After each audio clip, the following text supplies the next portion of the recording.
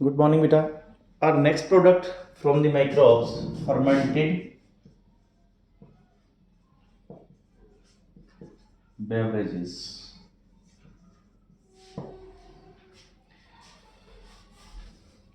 Microbes में specially हम लोग ईस्ट को यूज करते हैं for the production of alcohol and this alcohol in the form of beer, wine, whisky, rum. It is used all over the world. Time immemorial time से हम इनको use करते आ रहे हैं बेटा for the production of these beverages. तो yeast कौन सी? वही सेम ईस्ट हम यूज करेंगे, सैक्रोमाइसिस सिरिवेसियाई।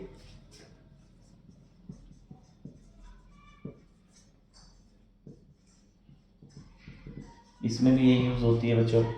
सो इनमें डिफरेंस क्या है फिर? इनमें हम ये दो प्रोडक्ट्स तो होते हैं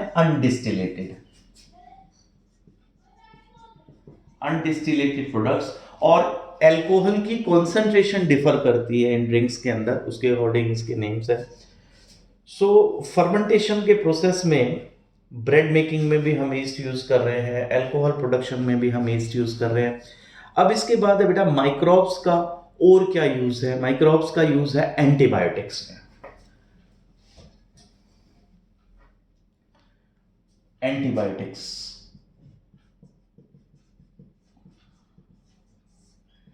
anti means against, biotic mean life, means against the life. Against the life किसके? Against the life of microbes, harmful microbes. तो इसलिए इनका नाम एंटीबायोटिक्स है, ग्रीक टर्म है बेटा ये। तो एंटीबायोटिक्स का प्रोडक्शन भी माइक्रो ऑर्गेनिज्म से है। एंटीबायोटिक्स की डिस्कवरी, एंटीबायोटिक्स करीबन करीबन हमारे पास 7000 अवेलेबल है, हर साल नए भी डिस्कवर होते हैं। मार्केट के अंदर अबाउट 150 एंटीबायोटिक्स आर देयर। तो हम टाइम टू टाइम इनको रिप्लेस करते जाते हैं, क्योंकि अगर एंटीबायोटिक्स लगातार हम एक यूज करेंगे तो रेजिस्टेंस आ जाएगा। जो पैथोजन है उनकी बॉडी के अंदर एंटीबायोटिक्स के अगेंस्ट इवोल्यूशन आती है, डीएनए बनता है, म्यूटेशन आती है, तो फिर वो एंटीबायोटिक काम नहीं करता। तो antibiotics are the agents, you can say organic compounds. They are the organic compounds which are used to kill or inhibit growth of microorganisms. World warming की डिस्कवरी हुई थी बेटा, उसमें यूज किए गए थे फर्स्ट टाइम ये बनते भी माइक्रो ऑर्गेनिज्म से हैं, यूज भी माइक्रो ऑर्गेनिज्म के अगेंस्ट होते हैं। और बाय चांस डिस्कवरी हुई है एंटीबायोटिक्स की। एंटीबायोटिक्स में फर्स्ट जो डिस्कवर हुआ एंटीबायोटिक वो था पेनिसिलिन, और ये डिस्कवर किया था अलेक्जेंडर फ्लेमिंग ने।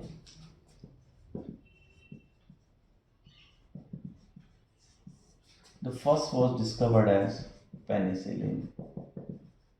किससे मिला? फंगस से मिला। बाई चांस इसकी डिस्कवरी हो गई। कैसे डिस्कवरी हुई? जो अलेक्जेंडर फ्लेमिंग है वो एक्सपेरिमेंट कर रहे थे बैक्टीरिया के साथ, स्टेफाइलोकोकस।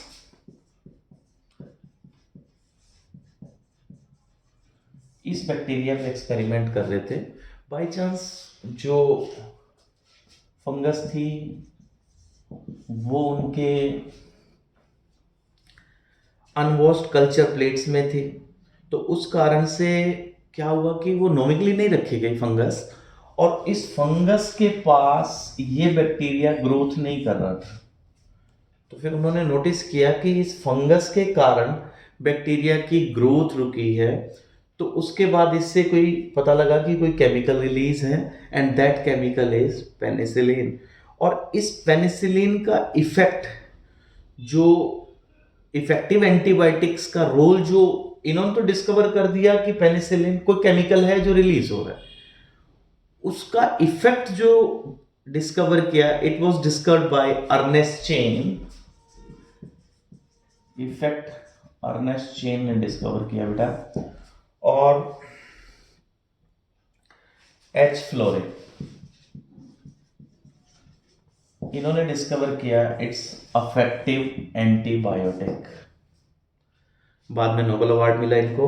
इसको वर्ल्ड वॉर 2 में यूज़ किया जो सोल्जर्स थे उनके लिए, और इनको नोबेल अवार्ड मिलता है बेटा 1945 में इस डिस्कवरी के लिए। अब इसके बाद हमारे पास एक वेपन आ गया एंटीबायोटिक्स डिस्कवर होने के बाद में। Now it is antibiotics broad spectrum, narrow spectrum, ऐसे एंटीबायोटिक्स जो बड़ी रेंज कवर करते हैं, मतलब काफ़ी बैक्टीरिया को किल करते हैं, that those antibiotics are called as broad range, और नैरो रेंज जो लिमिटेड पे एक्ट करते हैं। तो एंटीबायोटिक्स अब हम यूज़ कर रहे हैं जैसे डिफरेंट डिजीजेज में, प्लेग में, वूपिंग कफ, काली खांसी जो होती है, डिप्टीरिया जो गलघोटू डिजीज़ है, और उसके बाद लिप्रोसी जो कुष्ठ रोग बोलते हैं जिसको, उसमें हम एंटीबायोटिक्स यूज़ कर रहे हैं और बहुत अफेक्टिवली यूज़ हो रही है। इसके बाद नेक्स्ट कंसेप्ट आपकी बुक में chemicals, enzymes and other bioactive molecules.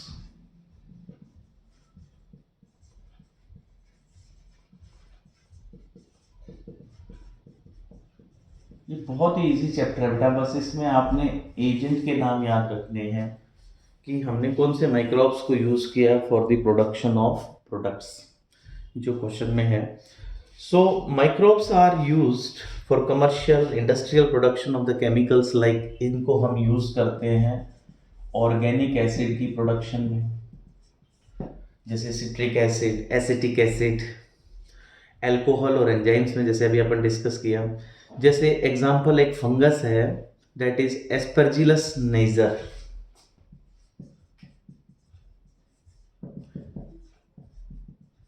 It is used for production of citric acid. Second बेटा एसिटोबैक्टर, एक बैक्टीरिया है which is used for acetic acid.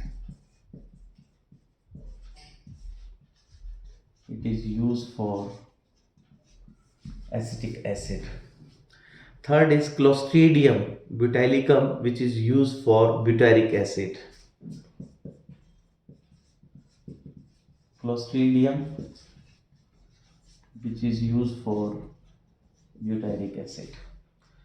Then Lactobacillus, obviously for lactic acid.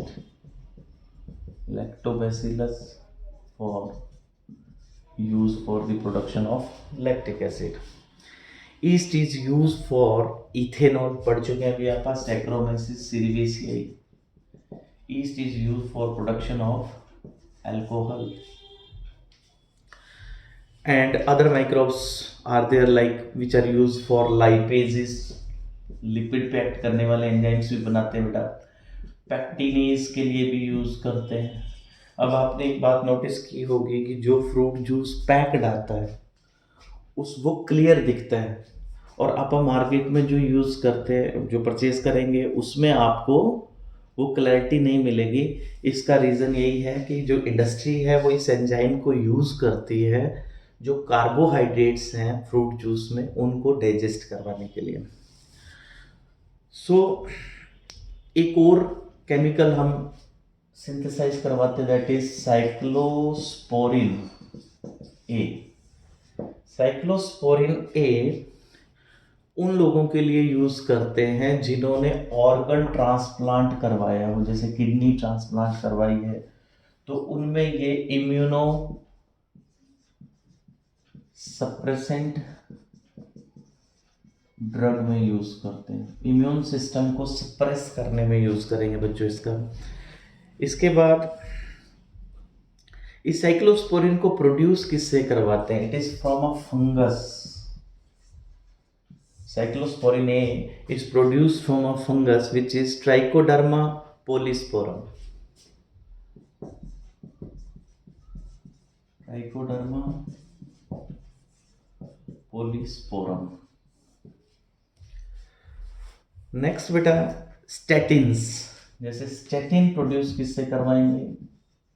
Statins are produced by the yeast and they have been used to lower the blood cholesterol. Statin yeast से मिलेगा और इससे blood cholesterol level control रहेगा बेटा। Next है बच्चों, इसके बाद माइक्रोब्स इन सीवेज ट्रीटमेंट, वो हम नेक्स्ट लेक्चर में करेंगे। अबाउट 50% चैप्टर आपका कंप्लीट हो गया है। बहुत ही इजी चैप्टर है, आप रीड करेंगे इजीली लर्न हो जाएगा।